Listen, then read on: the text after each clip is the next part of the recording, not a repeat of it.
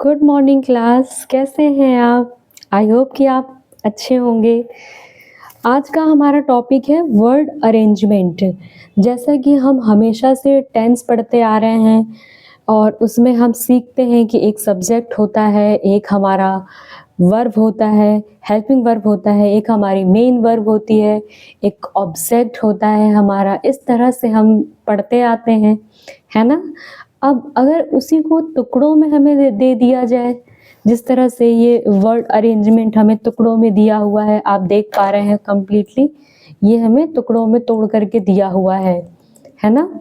अगर इस तरह से मिल जाए तो हम कैसे सॉल्व करेंगे? आपको भले ही टेंस बहुत अच्छे से क्लियर हो, सब कुछ क्लियर हो, बट अगर आप इसको अरेंज नहीं कर पाएंगे तो मार्क्स कटेंगे आपके, है ना? और ये बहुत इजी होता है, इतना टफ नहीं होता है। और एक बात और, ये क्वेश्चंस आपके नवोदय विद्यालय से लेकर के जितने भी हायर एग्जाम्स होते हैं हमारे, उन सभी में ये पूछा जाता है। लाइक आपका ये एसएससी में भी आता है, आपका इसमें सीडीएस में भी आता है। सीडीएस में तो ये अप्रॉक्स 20 के आसपास आता है। इसके अलावा आपका एफकेट में आएगा ये। यूपी के भी जो भी एग्ज़ाम्स होते हैं जिनमें इंग्लिश आती है, उनमें ये आएगा, आता ही है। तो जब बेसिकली ये आता ही है तो इसे हमें सीख ही लेना चाहिए, है ना? तो चलिए मैं आपको बताने जा रही हूँ इसको कैसे सॉल्व करते हैं। देखिए, जैसे कि सबसे पहले हमारे पास दिया हुआ है ए बी सी डी ई, 5 हमारे पास यहाँ पर पॉइंट दिए हुए हैं। उसके बाद हमारे पास ए बी सी डी 4 हमारे पास यहाँ पे इनके ऑप्शन दिए हुए हैं। इनमें से कौन सा सही है हमारा? ठीक है। तो एक बात और, इस वाले में ये जो हम वर्ड अरेंजमेंट करते हैं, इस वर्ड अरेंजमेंट को करने का एक अच्छा तरीका ये भी होता है कि हम आंसर को एलिमिनेट करना सीख जाएं। और आंसर को एलिमिनेट करने का मतलब है कि आंसर को हम हटाना सीख जाएं कि ये इसका आंसर तो हो ही नहीं सकता, है ना? तो इससे हमारा क्या होगा कि अगर हमने एक आंसर हटा लिया तो 70% हमारा क्वेश्चन इजी हो जाएगा, 2 हटा लिए तो 50 हो जाएगा, 3 हटा लिए तो बस 25 और वही हमारा आंसर हो जाएगा, है कि नहीं? तो इस हिसाब से इसको हम अरेंज करने की कोशिश करेंगे। ठीक, चलिए देखते हैं। पहला क्वेश्चन है हमारा, अब पहले ऑप्शन पे जाते हैं। ठीक है, ऑप्शन की शुरुआत हो रही है, एक हमारी ए से हो रही है, एक हमारी डी से हो रही है, एक हमारी सी से हो रही है ना? तो जो हमारी डी से हो रही है हम डी पे जाते हैं। बाय, क्या बाय से सेंटेंस हम स्टार्ट कर सकते हैं? अभी जब यहाँ पर हमारे पास सब्जेक्ट में वी दिया हो तो नहीं कर सकते ना। अब हमारा सेंटेंस स्टार्ट होता है सी से, क्योंकि हमारे पास सब्जेक्ट में क्या है?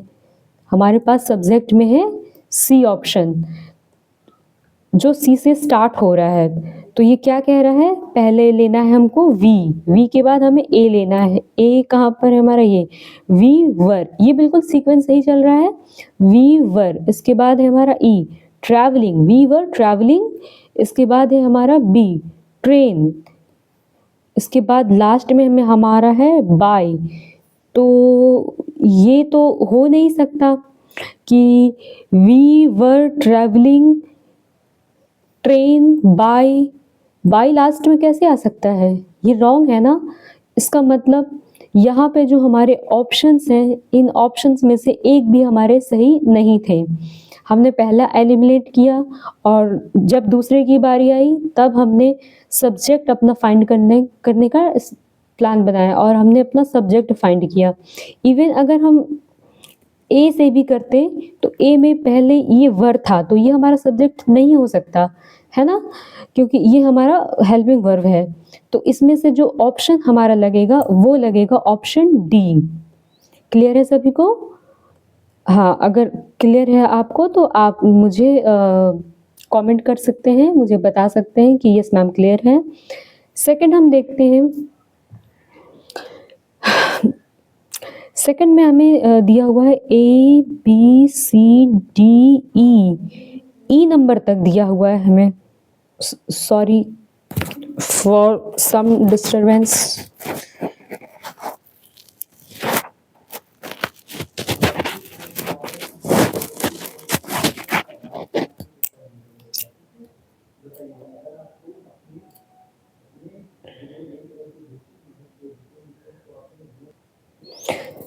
सॉरी स्टूडेंट, आपको वेट करना पड़ा।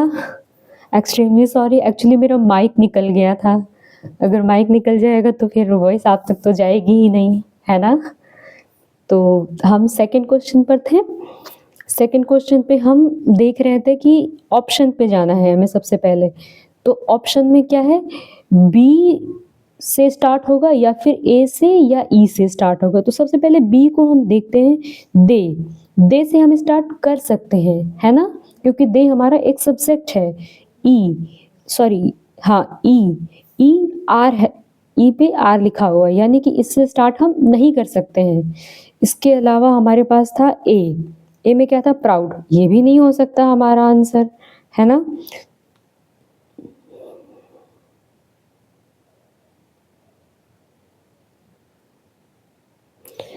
तो इन दोनों में ये एलिमिनेट हो गया हमारा और ये एलिमिनेट हो गया हमारा।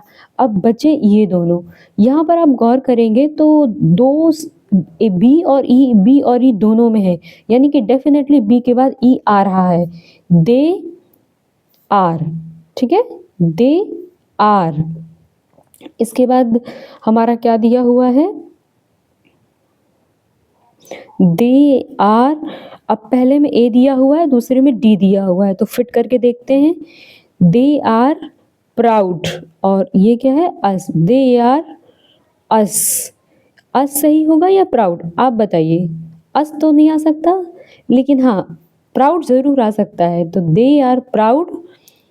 और उसके बाद बचा सी में हमारा है सी ऑफ।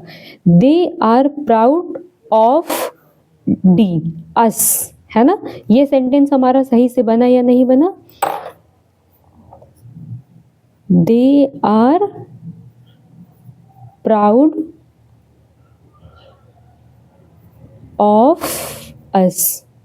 आया बेटा समझ में। इस तरह से इसको हम करेंगे। मैं आपको और भी बता दे रही हूँ ताकि आपकी हैबिट बन जाए, अच्छे से आप कर सकें। और वीडियो ज़्यादा लॉन्ग नहीं रहेगा और बहुत ही शॉर्ट वे में मैं आपको बताऊंगी, और यही तरीका है इसको करने का, ठीक है। आंसर एलिमिनेट कीजिए पहले, उसके बाद अरेंजमेंट कीजिए, ठीक है। इससे क्या होगा, आपका टाइम भी बचेगा और आप और भी क्वेश्चंस पे ध्यान दे पाएंगे।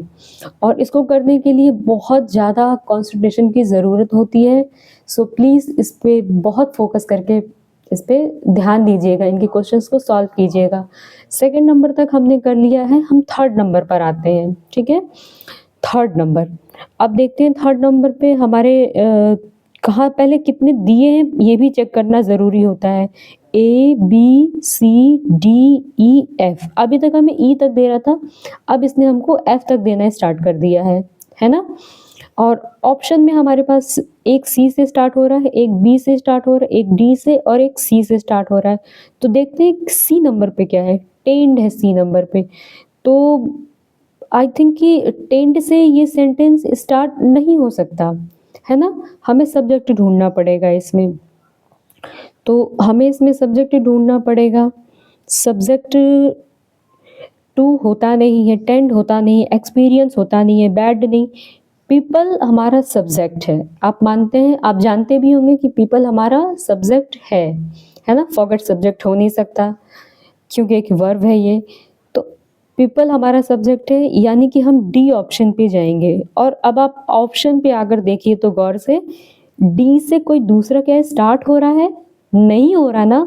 इसका मतलब ये है कि ये तीन तो हो ही नहीं सकता। अब हमें चेक करने की कोई ज़रूरत नहीं, आंख बंद करके हम ऑप्शन डी को सिलेक्ट कर सकते हैं। और एक बार चेक भी कर लेंगे, ऐसा ना हो कि बिल्कुल क्वेश्चन हम ऑपोजिट समझ लें। एक बार चेक कर लेते हैं। तो डी पहले हो जाएगा पीपल, देन टेंड, टू, इसके बाद है हमारे पास एफ, फॉरगेट, इसके बाद है E experience. Okay, people forget, sorry, people forget, sorry, people tend to forget bad experience. हाँ, ये हमारा सेंटेंस बन रहा है, ये बिल्कुल सही है, ये बिल्कुल इसी को लाइज कर रहा है कि subject plus verb plus main verb plus object, है ना, इसको बिल्कुल ये शो कर रहा है, इसलिए ये हमारा बिल्कुल सही है। तो थर्ड का आंसर क्या हो जाएगा? Answer number B.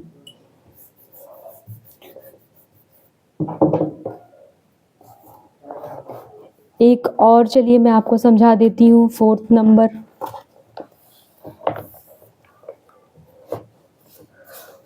नंबर पे हम आते हैं, चेक कर लेते हैं कि कितने हमारे पास है। ए है, बी है, सी है, डी है, ई है, एफ है, इसमें भी एफ है।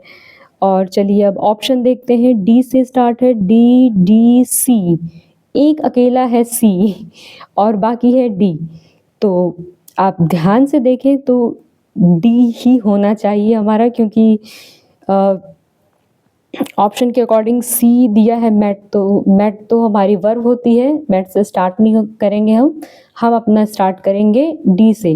लेकिन गौर करेंगे हम यहाँ पे, लेकिन ध्यान देने की ज़रूरत नहीं, क्योंकि श्याम के लिए तो यहाँ दिया ही नहीं है, डी ही प्रिफर किया है, तो डी पे जाएंगे।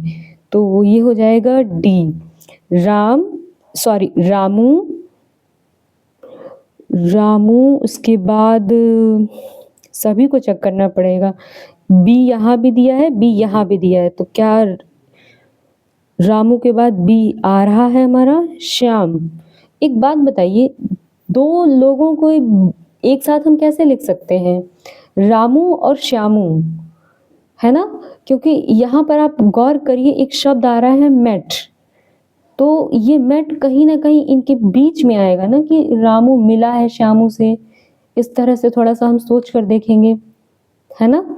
तो आप सोचेंगे तो समझ में आ जाएगा आपको, यानी कि ये ऑप्शन और ये ऑप्शन रॉन्ग है, क्योंकि ये डायरेक्टली डी के बाद बी को दे रहा है, इसका मतलब है कि, और सी से हो नहीं सकता है, इसका मतलब है कि हमारा आंसर डी ही होगा डेफिनेटली। इसे अब हम मैच कर लेते हैं, ये हो जाएगा रामू, फिर है हमारे पास सी मैट, फिर उसके बाद है बी श्याम। एग्जैक्टली यही होना चाहिए कि जब यहाँ पर मेट है, इसका मतलब है कि ये दो एक साथ नहीं आएंगे, ये कहीं ना कहीं मिल रहे हैं। कहाँ मिल रहे हैं? तो Ramu met Shyamu in a theatre, वो एक थिएटर में मिल रहे हैं एक दूसरे से। ये आपको समझ में आया?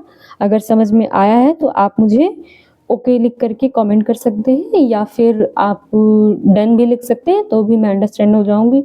और मैं जितना भी आपको समझा रही हूँ, अगर इसमें कोई प्रॉब्लम आए आपको, या कहीं कुछ गलती से रॉन्ग हो जाए, तो प्लीज़ आप मुझे बता सकते हैं, इसमें कोई शर्म की बात नहीं है। और ये मेरा फर्स्ट वीडियो है, सो मैं इसमें ज़्यादा कुछ कहना नहीं चाहूँगी, है ना। आपको अगर कहीं पर डाउट हो तो आप मुझसे पूछ सकते हैं। नेक्स्ट हमारा है 5 नंबर पे। अब जब देखते हैं हमारे पास कितने दिए हुए वर्ड, ए है, बी है, सी है, डी है और ई है हमारे पास, यानी 5 है। चलिए अब ऑप्शन पे देखते हैं, तो ये हमारे पास है, सी से स्टार्ट है, डी से स्टार्ट है, बी से स्टार्ट है, ई से स्टार्ट है, यानी कि ये एक भी मैच नहीं कर रहे हैं। पेयर, अब जब एक भी मैच नहीं करते हैं तो हम पेयर ढूंढना स्टार्ट करते हैं।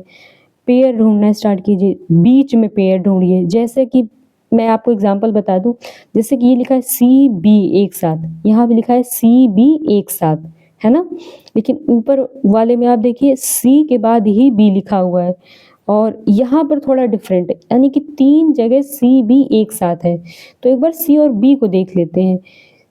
ऑन फूड, यानी कि ये बिल्कुल सही है, ऑन फूड, बी सी के बाद ही बी आएगा। अब सी के बाद अगर बी आएगा तो ऑन फूड से तो सेंटेंस स्टार्ट हो नहीं सकता। इसका मतलब है कि हमारा जो फर्स्ट ऑप्शन है वो एलिमिनेट हो जाता है, वो हट जाता है। अब हमारा ध्यान जाना चाहिए सी बी यहाँ और सी बी यहाँ, है ना। अब ई देखते हैं, ई से क्या सेंटेंस ये स्टार्ट हो रहा है, ई से, तो डेफिनेटली मनीष ये ई से स्टार्ट हो रहा है और ये डी से स्टार्ट कर रहे हैं, तो डी में क्या है, हिज, ये तो पॉसिबल नहीं। इसका मतलब क्या हुआ कि हमारा जो 5 नंबर का है वो डी से ही स्टार्ट होगा। एक बार इसको चेक कर लें, तो ये हो जाएगा Manish कुक्स his on food. Okay, आपको समझ में आया बेटा? अगर समझ में आ गया है तो आप मुझे डन लिख करके भेज सकते हैं, ठीक है।